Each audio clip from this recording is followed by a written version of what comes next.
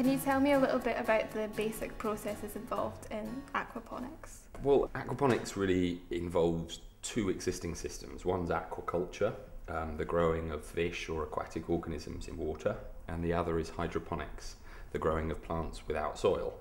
So when you put these two systems together, you basically use the wastes from the first system, the aquaculture, to provide the nutrient inputs for the hydroponic system, i.e.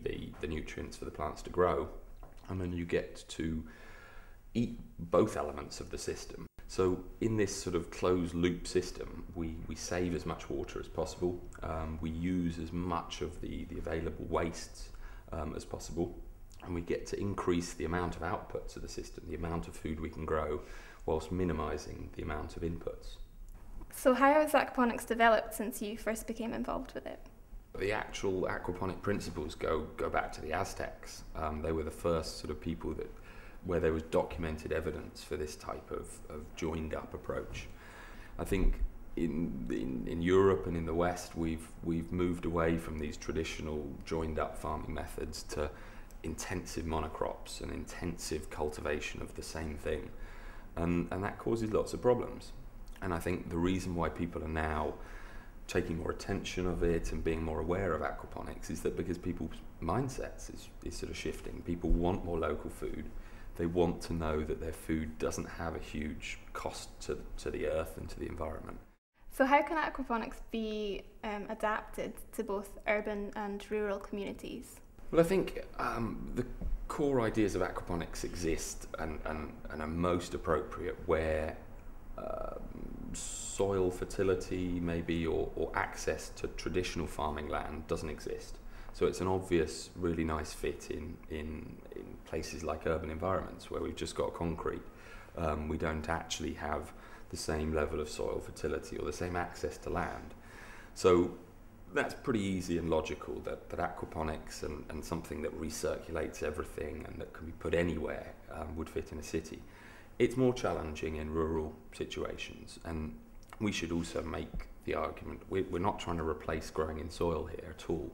We're trying to think cleverly about how we can reuse things.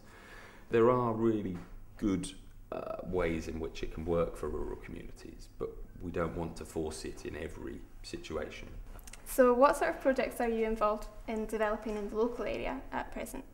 We've had a proposal in for quite a while in Stirling, working with Stirling Council, the University of Stirling, a variety of different stakeholders to take over one of the barracks buildings as part of the new sort of Forsyth Quarter. And the idea really there was to create a space where we could grow stuff, where we could bring people together to share in the growing of things, to create simple things like a kitchen space where, I mean, for local food people that are wanting to create local businesses, it's really hard when you're small. So the idea really was to combine a farm shop where people could sell their produce, a cafe where we could add value to it and feed people, a space where we could grow a considerable amount of fresh fish, giant prawns, salad, fruit, that sort of thing. And I think most importantly in terms of the dynamics was to create like a hub, a space where small social enterprises, small food businesses could share office space, could sit across desks from each other and share ideas. So that's very much our focus for Stirling, is to try and, because it's on our doorstep, it's where we are and where we've been for a good sort of 9 or 10 years, to develop a showcase here. It's not the easiest place in the UK to do it, but you know, through those challenges we'll probably establish something that's a little bit more meaningful. Mm-hmm. We are also developing at the moment a really interesting solar powered greenhouse that uses the same material that the Eden project's made out of, something called ETFE, and the idea is really to create a passive greenhouse, something that powers itself, that runs itself, that produces a whole load of food and that has a very low impact. And we have a proposal in at the moment with partners in the Netherlands and in Iceland to set up a trial greenhouse at the university. Have you also been working with other organisations? Yeah, we're working with 50 to 60 other organisations, I'd say, whether it's in educational sort of constructs, whether it's policy level sort of commercial farming and research, or whether it's community empowerment groups like Transition, and that are trying to really make people rethink how we use fuel and how we use oil and what we're going to do going forward when some of these things aren't so readily available and cost a lot more. So what is your vision of what aquaponics could achieve in the future? It's a threefold. We'd very much like to see the development of aquaponics for schools. We're trying to work on something we're calling an ecosystem, which sort of combines prawns, fish, vegetables, and a small little renewable energy demonstration for kids to create part of a curriculum. That's something that I'd really like to see and think should happen in the future. The next is we want to make it more accessible to people because it's quite new in terms of the type of information on the internet. There's also a lot of mistruths and a lot of people saying do this and other people saying don't do that, do this, and so it's causing a bit of confusion. So we're really working quite a lot on developing sort of guidelines and best practices, all the sort of processes that you need to do it right and do it properly, and I think that's needed. And also we'd like to see more commercial level systems.